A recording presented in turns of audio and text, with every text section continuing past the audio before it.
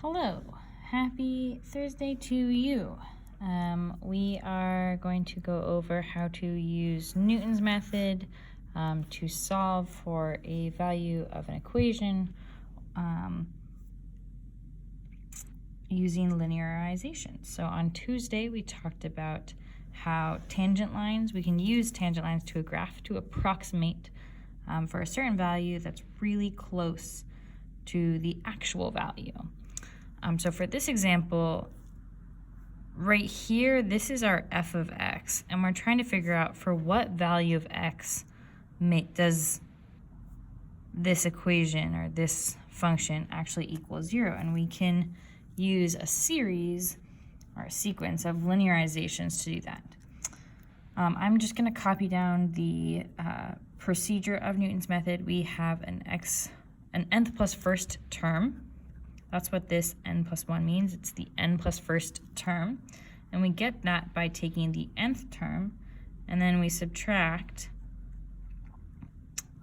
the function's output at x sub n divided by the derivative's output at x sub n. So I usually, when I do Newton's methods problems, I like to set up a table. And I will show you that in just a second. I am going to write f of x is equal to x cubed plus 3x plus 1. Since I will need the derivative, I will also find the derivative right now. F prime of x is equal to 3x squared plus 3. Ooh, sorry about that. So now we are going to pick a starting place. Random place, starting place, by that we mean like what is our starting category. So here we're going to start making the table,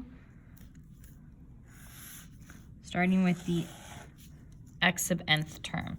So this here, this column is going to be we're going to first have x sub 0, then x sub 1, then x sub 2, the third term in this case, and we will keep going however many rows we need until we get an accurate enough approximation. So this next bit will be the using the linearization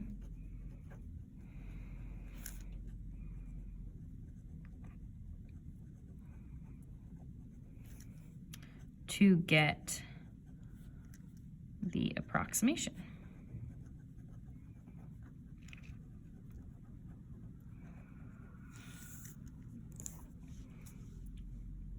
Okay, so following Newton's method, let's let, what color do I want to use? We'll go pink. Let's let x sub 0 equal, we're choosing our very first term to be 0. We've picked it. So now in order to get x sub 1, we take x sub n, so the last term, the previous term, minus f of the previous term. So what is f of the previous term? That's 0 plus 3 times 0 plus 1. That is f of 0 divided by f prime of 0. That is, wow, I'm sorry, brain is tired, 0 plus 3. So really this is just negative 1/3, which is equal to negative 0.333, repeating. So that means that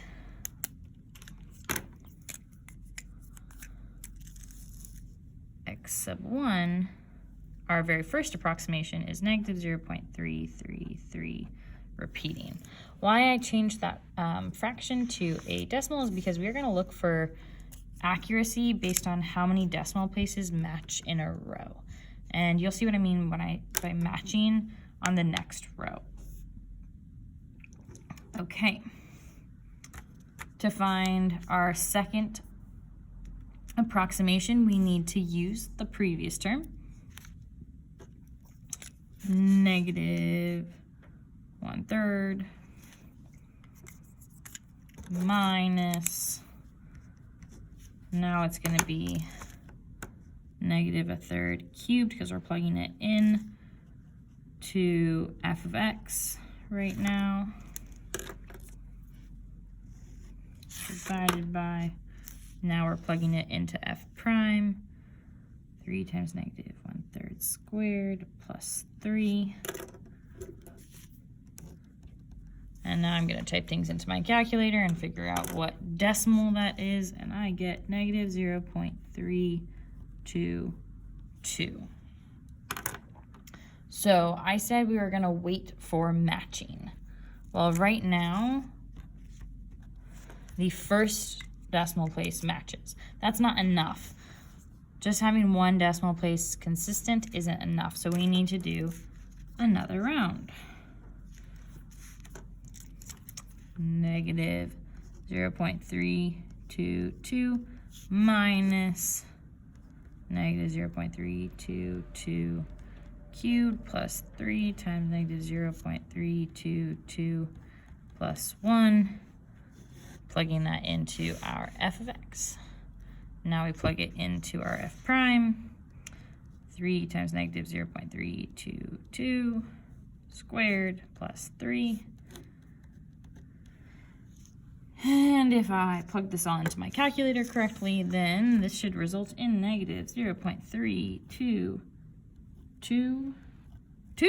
Ooh, things are matching.